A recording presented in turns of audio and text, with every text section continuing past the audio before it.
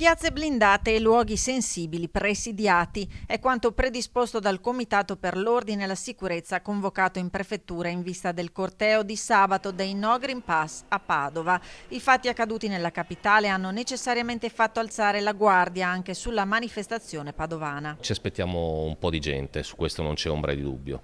Posso anticipare, che i manifestanti non si troveranno più alle 18 ma si troveranno alle 16 e il percorso adesso vedremo come il questore troverà questa grande opera di mediazione che sta facendo con i rappresentanti dei manifestanti. Nonostante non ci siano mai state problematiche nelle precedenti manifestazioni, il dispositivo di ordine pubblico sarà rinforzato sia nei luoghi sensibili, obiettivi riconducibili all'organizzazione sindacale, la CGIL, nel mirino degli scontri avvenuti nella capitale, sia negli accessi alle piazze che saranno inibite ai manifestanti. Ci saranno anche operatori della polizia scientifica con il compito di registrare ogni comportamento non conforme alla legge.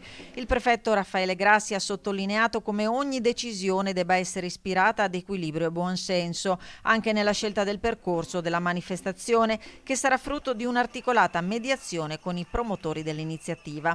Attenzione rinforzata anche a causa del banco di prova di domani che vede il debutto dell'obbligo di Green Pass nelle aziende. La gestione è sempre stata ottimale di questi manifestanti. È chiaro che la situazione vista sabato e in previsione di quello che potrebbe accadere il 15, quindi domani, è ovviamente una situazione che ci fa stare un attimino attenti.